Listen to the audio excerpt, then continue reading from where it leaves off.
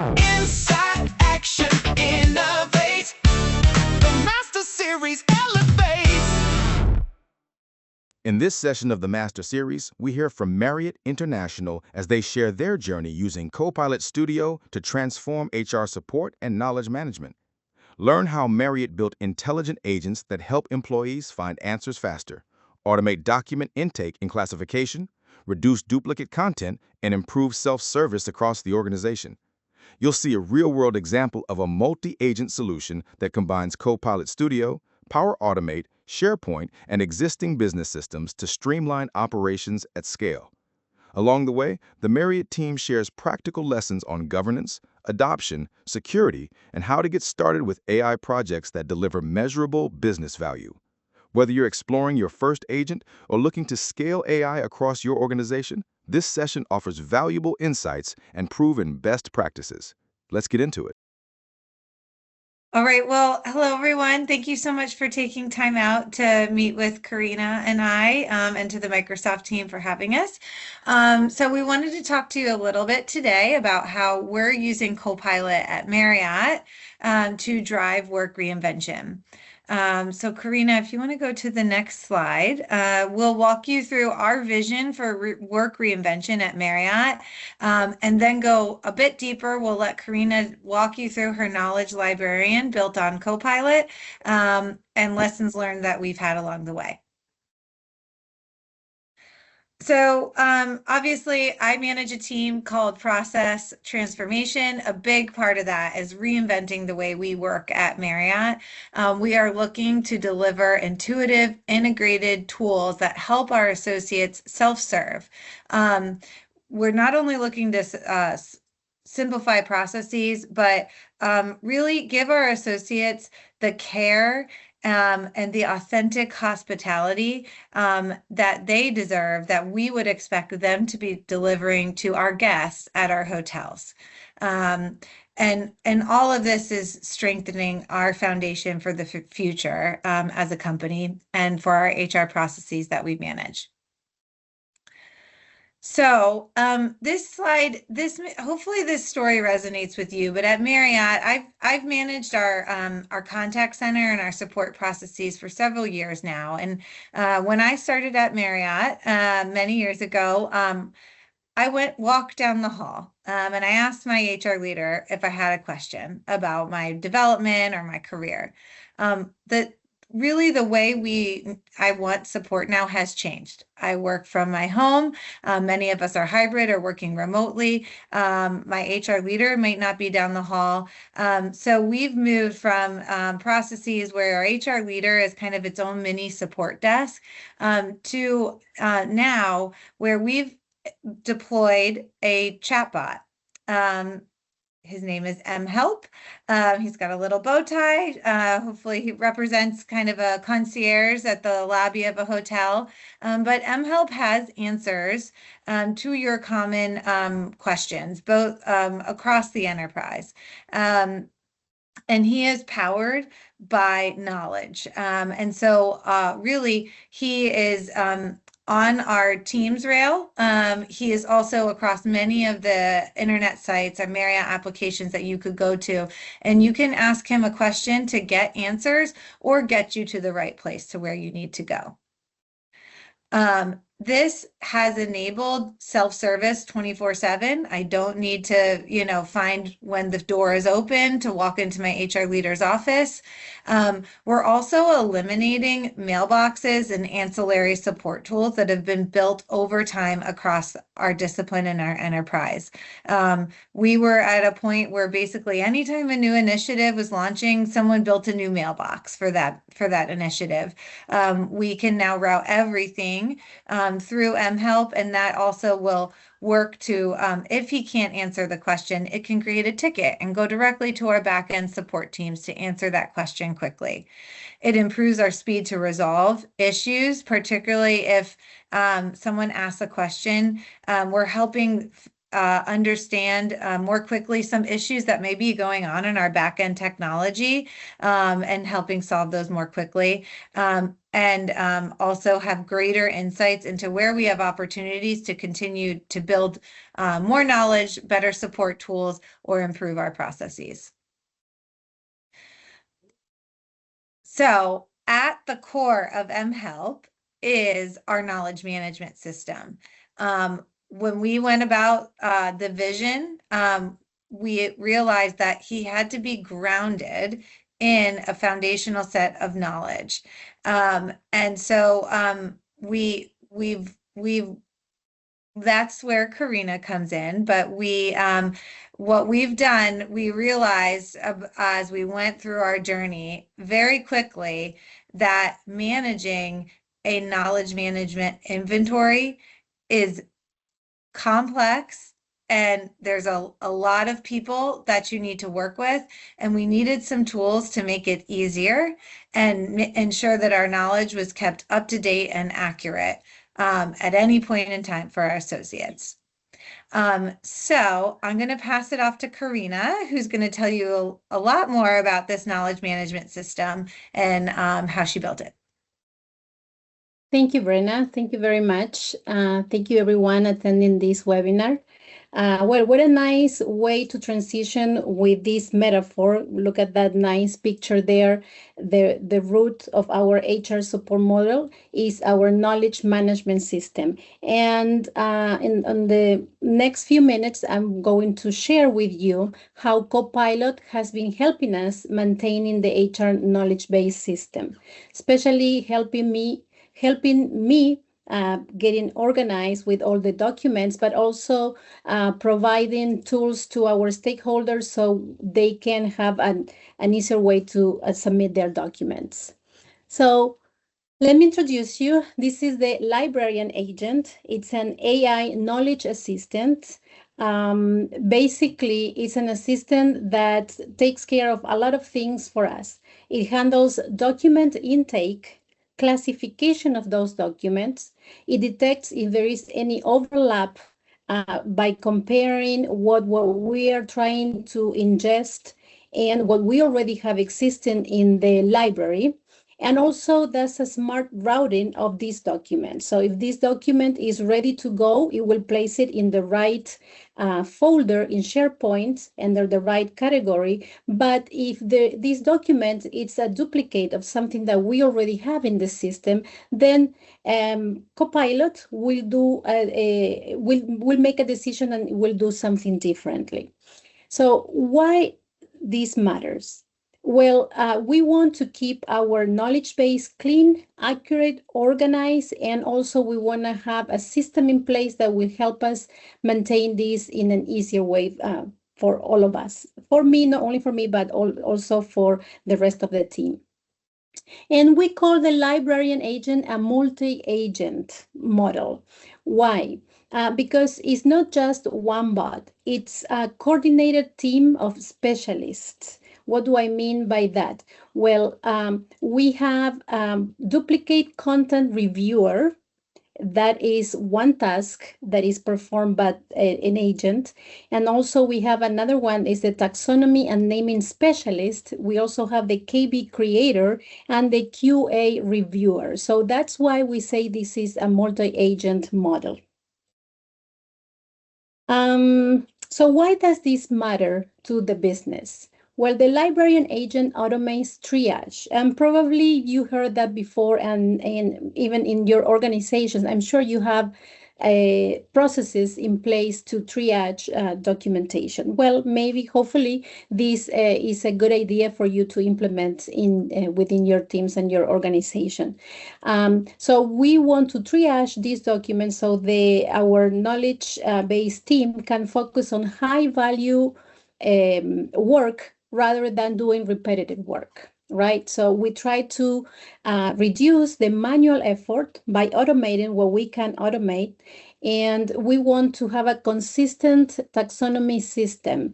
We call taxonomy the categories where we place our documents, our knowledge. So we call that taxonomy, and we use L1 and L2. And these are parts of the process that you will see when I show you a demo of how the librarian works in when it's live. And one of the most important things when we wanted to create the librarian it was to help us identify every time a new content came our way, how would we know if this knowledge it wasn't duplicate, or if it was in the library, or if it is in fact a new knowledge that we can ingest in the database. So those are the main tasks that our librarian does for us, but obviously eventually we also want to continue growing in the role of the librarian. So basically less manual effort, consistent taxonomy, so we avoid duplicates, and that will bring more time in our pockets. That's the idea. Before I show you the demo that we prepare here with you with Mark from Microsoft, I just would like to tell you or walk you through what I'm going to show you, because the video may jump from here to there because it's trying to show you how the agent, how Copilot works behind the scenes. So it sometimes we do something up front and the end user does, but in the background there is an automation, a Power Automate flow running. So we're trying to show you that to be clear. But basically the librarian works with several connectors, right? The first thing that you're going to see is a form, and probably you have that in place in your organizations as well. It's just a form, and that's how we intake the new requests. So then we move to a SharePoint list. So every time a new form comes our way, that SharePoint list will create a new row in the table, a new record, and will collect all the information related to this new submission. Also, a Copilot will interact with SharePoint folder. So once Copilot does all the assessment that it's been in their configuration, so Copilot will place the document in the right place in the SharePoint folder. And lastly, the Copilot agent will send an email, an automated email that we have already created with a template on what the response will be for the content owner. So the person submitting the request will know what happened. What happened with my submission? Is that knowledge going to be ingested, or it's already something already exists related to the topic that I am trying to bring into the library? Okay, so let me play here the demo, and I will talk it through. So this is the form that I was mentioning to you, and this is very basic. We have a form where the content owner will just complete every field. For example, here is the KB title. We will just type there the title of the document that we are trying to complete. And this is very important because this is the information that later will go into the SharePoint list. And that is how we manage all the new requests, all the new intakes we're taking in order to either publish new content, or we will have to review the content that the stakeholders are trying to submit into the system. So these are just generic values, but for you to see that there is a drop-down list and some options there for the person submitting, the owner submitting this, so you can select what it best applies to the document that they are trying to submit. And the owner will attach the document. And remember, we talk about the KB creator. The KB creator, it's very important that it's used for the purpose of creating a new article, because the KB creator makes sure the template, the format of the document follows the requirements that we need for the knowledge articles. So that's what the KB creator is, and this is all that the end user will have to do. And then in the back end, in the background of this, we have the SharePoint list. So every time a new form comes our way, a new record will be added, or a new row will be added into this Smartsheet list. Okay, so as you can see here, these are previous records, but the new document will soon pop. We are refreshing this page, and all this information that now you see is blank. The Power Automation is working on bringing that information from the form, because here is where the triage is going to happen.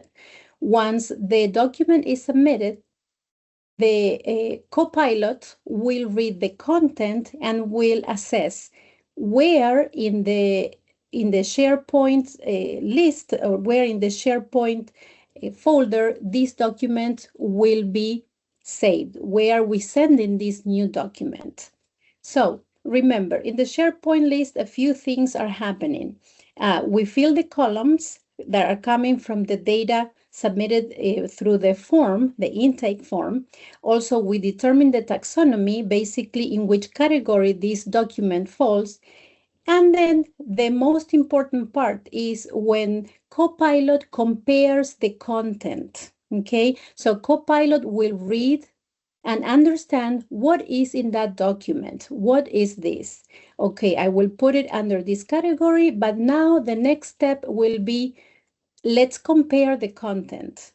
And that is one of the most important tasks that our librarian does. So from the SharePoint list, we are getting all this information, and you see, once the assessment is completed, it will save it into this SharePoint folder. Okay, so now we move into the SharePoint folder. This is the text in the document, and Copilot is reading and assessing all the information, all the content that is in this document. Okay, so once the assessment is completed, like I said before, we will send an email to the author saying, okay, your KV has been submitted. We have realized that there is no overlap with the content that we already have existed in the library. So we will proceed with creating this article in ServiceNow, where we put it. But if there is a high overlap of the content, then it will go into a folder in the SharePoint, in a folder that says is denied. This will be denied, so we don't ingest duplicate information. And if there is just a little overlap, maybe that is something that we need to review with the content owner. So we say, oh, you know, this information that you're trying to submit, well, is we already have partially this content in our library. So we will not need to ingest this, maybe just review it, and we will remove what we don't need to ingest again.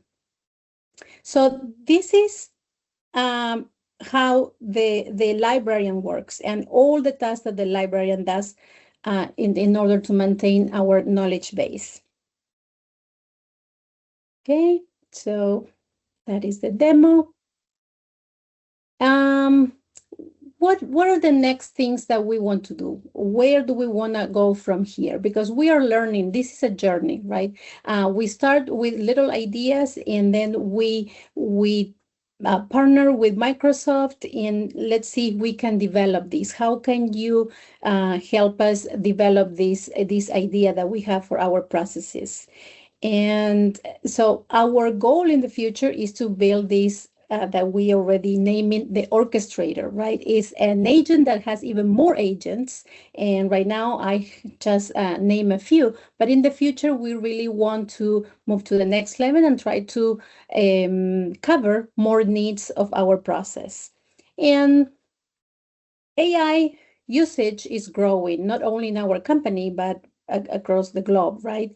And our company, it's a very large company. And so as we grow, imagine like the same way I have this great idea trying to improve in our team, but there are other team members in other departments trying to do the same thing. So that's why it's very important that we team up with the governance team, and because they are also implementing processes in order to protect the data of our company, right? Because this is AI, we're trying to create agents that will pull information from here and put it over there. So our governance team have also processes in place in order to protect the company data. And that is very important. So sometimes I want to create something I think is simple, is easy, I can develop it, but then when trying to deploy in production, right, I need to make sure I follow all the approval steps that are required in order to have these agentic tools work in production. And yes, and we will continue working with Microsoft. They have a great team of engineers helping us out in this journey. Well, the lessons that we learn, I think we're still learning. We're still learning, and it's really exciting. And but the message that I would like to share today is that to tell you that don't be afraid to build and try something, right? Build it and try it. And in that journey, you may feel sometimes that, oh, this is not working, and you may feel a little probably frustrated.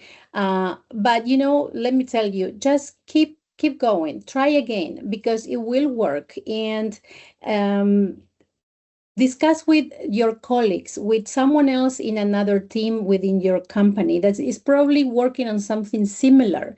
So it may not be exactly the same thing, but sometimes when you have a conversation about what you are building, the other person has an idea or is working in something that it can bring you light to your problem, and then you can move on. And I'm sharing something that really happened to me because I was creating a Power Automate, and I had only 3 steps, and it was not working, and it was failing. And then I shared this with my colleague during lunch break, and she said, I don't know, Karina, what you are trying to build, but this is what I do. And her idea really helped me resolve my problem. So sometimes happens that way, or definitely you can connect with Microsoft to help you.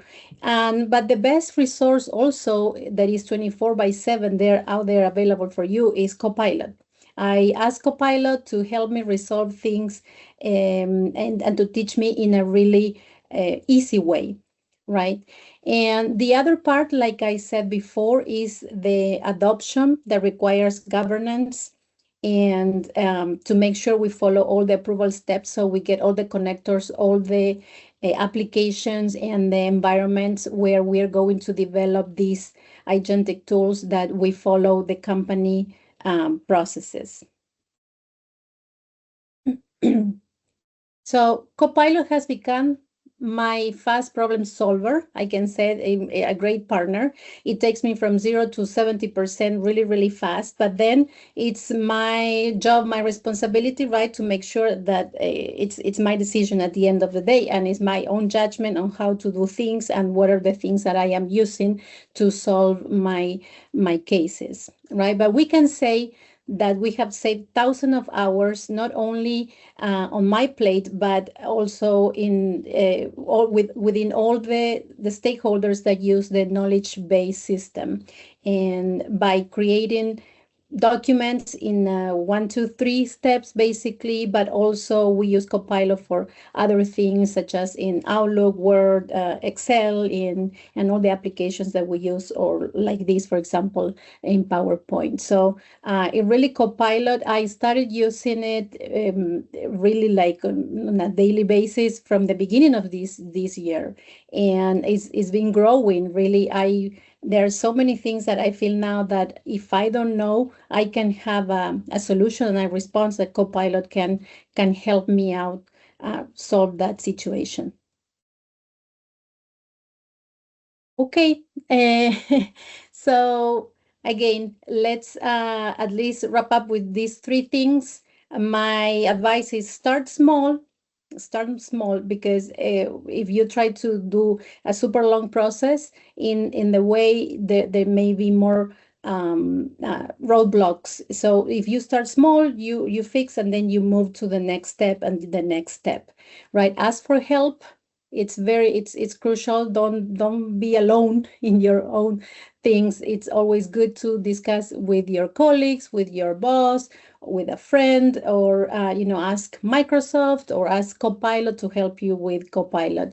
Those are my best practices when trying to approach either a new situation or a process that we have in place that we've been doing it for so many, for so long. We've been doing it one way, but then we say, okay, maybe we can do this in a different way. Let's see if we can approach this in a different way and start refreshing these processes. Okay, so that was my presentation. Do we have any Awesome. questions? Yes, so let's go ahead and open it up for questions. If anybody has any questions, please use the Q&A or the chat and ask your questions. We will just give it a couple of minutes to see if anybody has any questions. And while those are popping up,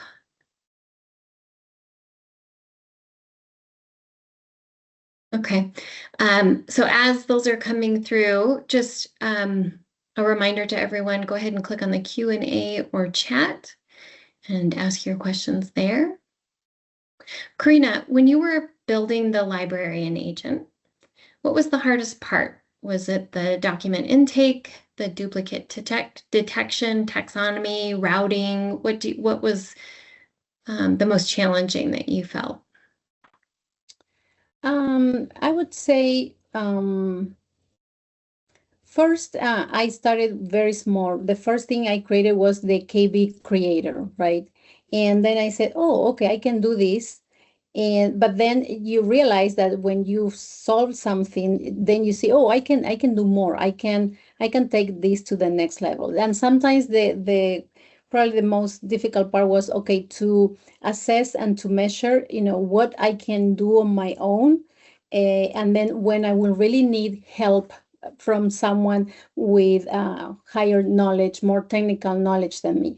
And going through the approvals of the connectors that I will need to develop my business case, learning because in the organization we are all learning.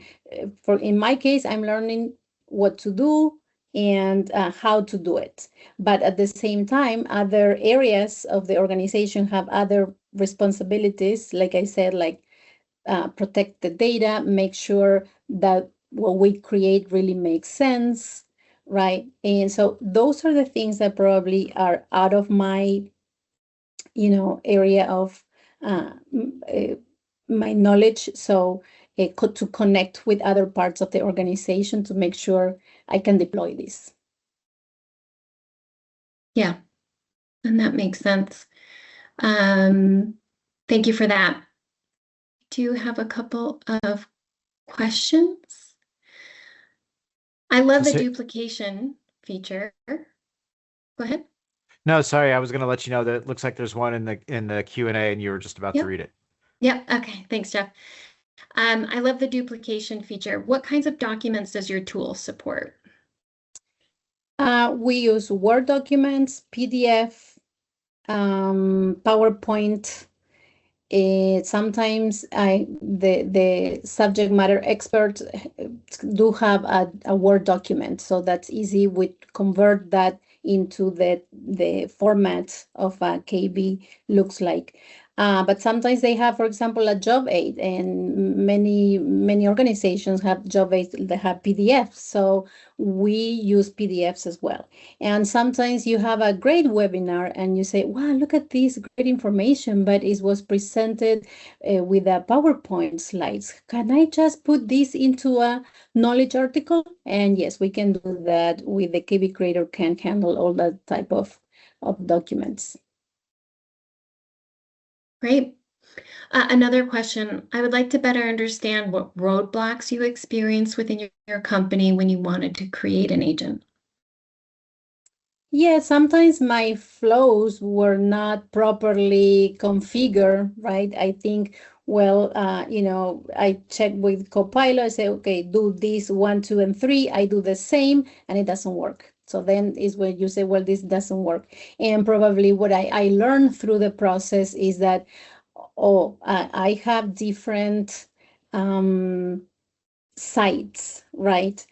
Sometimes you want to create something that is within your OneDrive, but sometimes you want to create something that is in a SharePoint site. So you need to understand the difference there and make sure you select the right data. Otherwise, the automation will not work. And like I said before, just making sure all the connectors and the features that I need for my business case are approved for me. Yeah, Yeah. if I might just add on, Microsoft has so many new features coming out all the time. Our security team at Marriott has turned some features like off, or they're still investigating them. So, right, I think it's a big part of this is just being very transparent with the goals and what we're trying to build.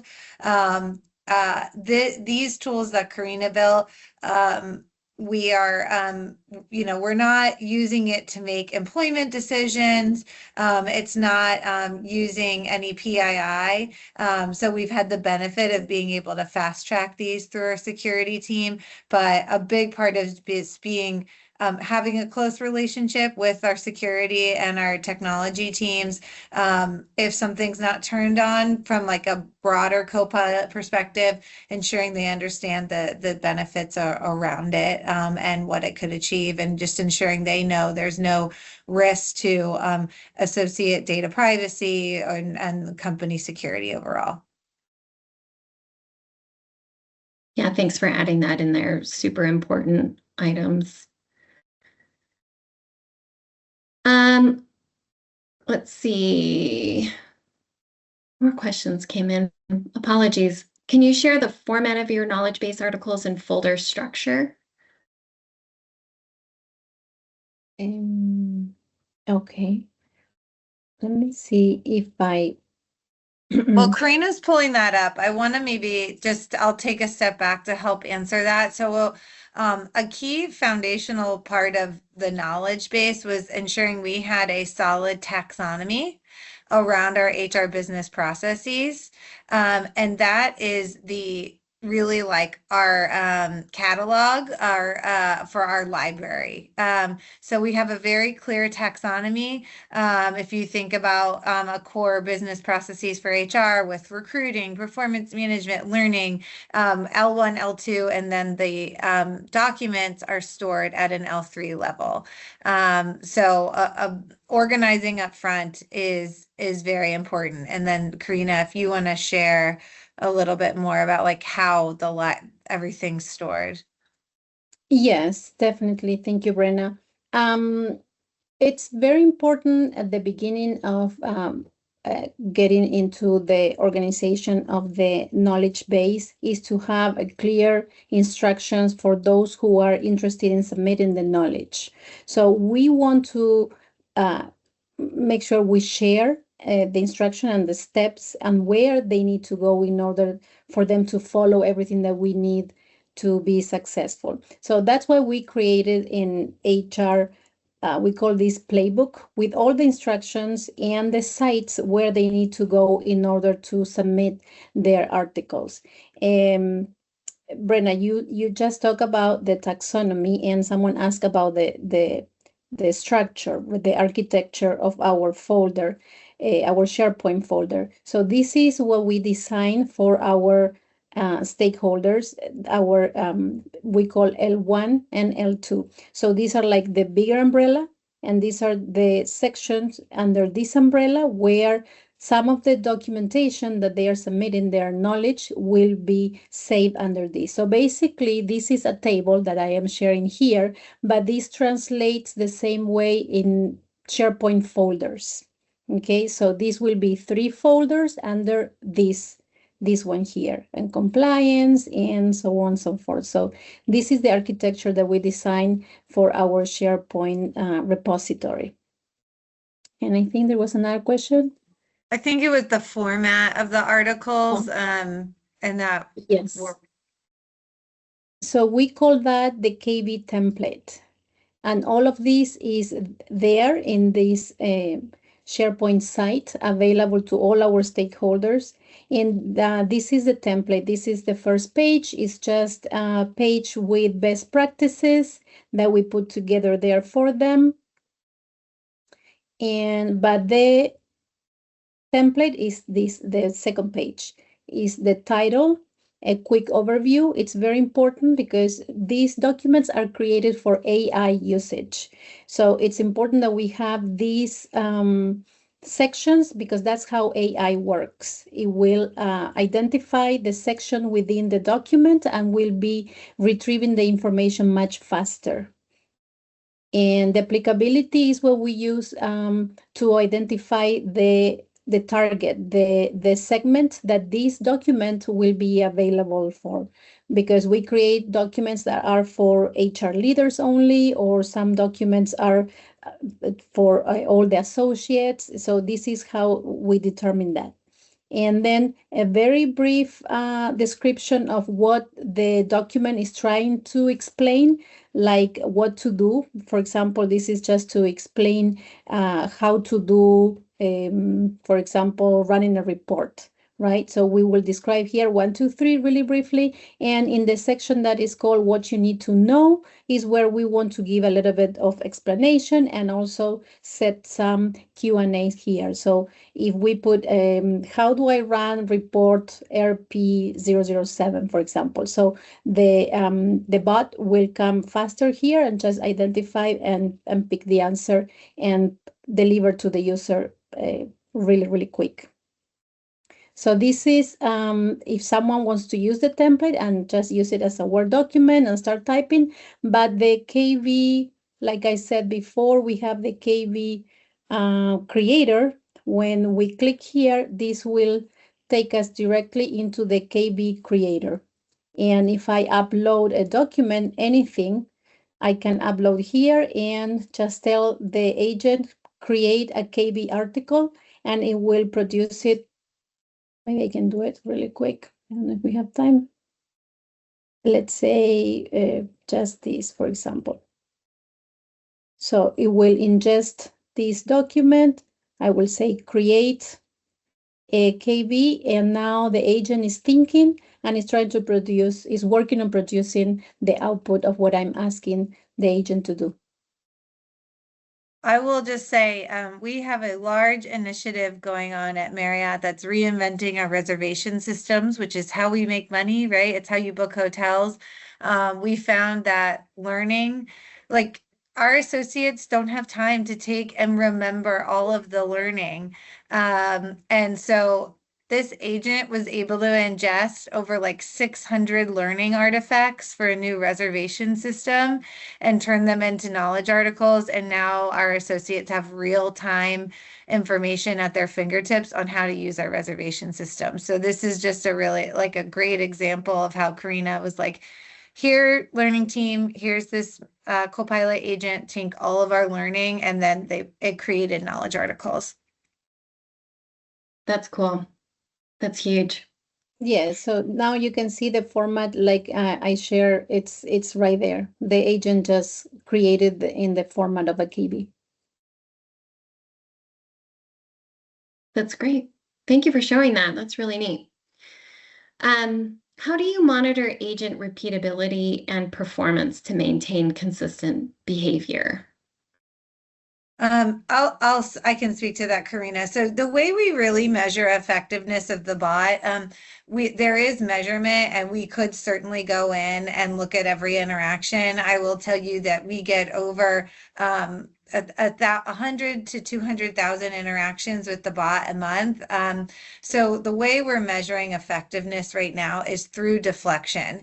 The way our bot works is that we tell people to go to mHelp first and ask a question. If you can't get an answer, there is a button to file a ticket or chat with a live agent. So we're measuring effectiveness by every interaction that doesn't result in a conversation with a live agent or a creation of a ticket with our service center.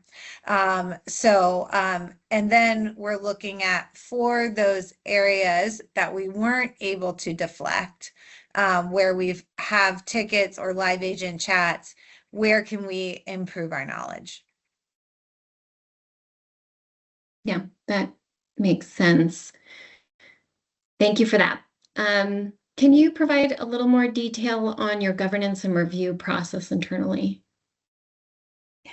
Karina, do you want to talk to that? Well, we are, like I said before, we're a very large company. So I meet with the department that takes, we keep a log of all the agents that we want to create. And that is submitted to the governance team. And then the governance team will schedule a meeting, a call with the person who wants to create this agent. And basically we go and present our project, right? So that's how I have this video, because a while ago I used it to introduce, this is my project, this is what I want to deploy. And there are a few things that I have and a few things that I don't have, so I need to get the approval. And this takes completing forms and then meetings with the board that will be deciding what gets approved and what needs probably more support or backup information, and the parts of the process, right, of what is still needed and in order to get approved. Great, thank you. Another question is, I think back to the agent itself, do you link source documents to all responses or does it depend? So when the agent provides a response, we do, our agent does a nice job of using AI to kind of answer the question directly. And then we do link to the entire KB right now. Karina's working on a project now where we're trying to turn that feature off. But right now we do link them to the source document. One thing for like transparency purposes is that our agent, like Karina, is putting these knowledge articles into ServiceNow. I know we've worked on a lot of other agents in our on my team where we do load the information into SharePoint, and you can make the resources available or not as well if you just choose to use SharePoint as your repository. Yeah, and that's nice that you can connect to multiple sources. It doesn't have to be one or the other, or it doesn't have to be a Microsoft-owned, space either. Yeah. Thanks for pointing that out. Let me expand on that answer, since what Brenna explained. The KBs can link to a URL, can also link provide an attachment of a form, for example, or a file that we want to use that to serve the user on what they need to do. And also, yes, the URL or an attachment to where they need to go. Great. Thank you. Another question is, how do you envision agents will continue helping Marriott with other process improvements? Oh, that's the question of the day, right? Yes. So I feel like we talk about this every day at Marriott. I'm sure your companies do as well. One thing that we're trying to demystify is AI overall. I think when everybody talks about an agent, we go immediately to thinking about an autonomous agentic solution that's kind of making decisions for us. But we are trying right now to educate our teams on when we think about simplifying processes and improving processes, you can do something as simple as a knowledge article, which is no cost to the team that wants to create that article, very low effort. And then we can also create workflow and automation through tools like Power Automate. And then there's actually building an agent or building like autonomous AI tools. So we are looking at each process, the data supporting each process to help us decide that spectrum of, can we solve this through a knowledge article that's not going to cost us anything and be really easy to maintain? Or do we actually have to go and build an agent that's going to be very complex? We're going to have, be charged rates for usage and all of that. So I think agents overall are going to help, kind of where we started. It will help with self-service. And for us, it's getting our associates answers in their fingertips faster so that they can be back on the floor serving our guests at our hotels. So all of our solutions are kind of grounded in that philosophy of like, how can we get them answers faster so that they can be more productive at the hotel. Mm-hmm. Yeah, makes sense. Another question.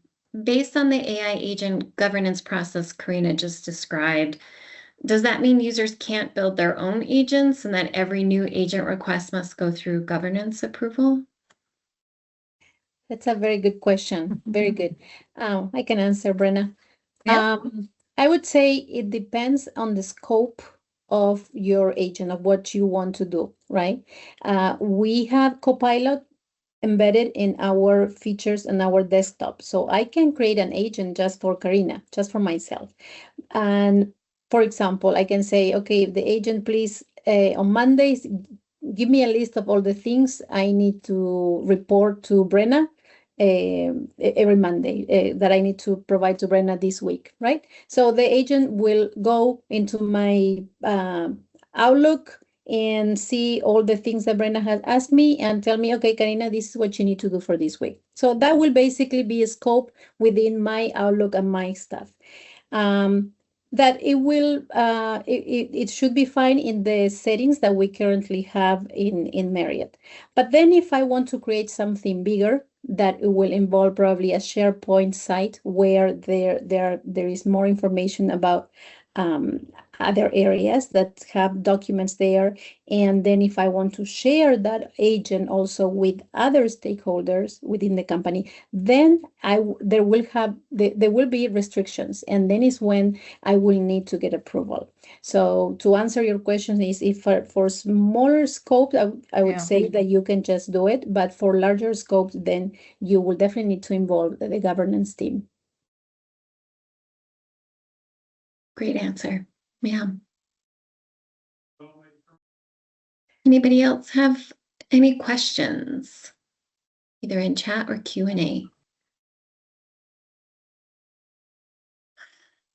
Thank you again to the Marriott team. We really appreciate it. Great content. Hope you all have a wonderful day. Take care. Thank you all. Thanks, Sarah. Thanks, everyone. Inside action.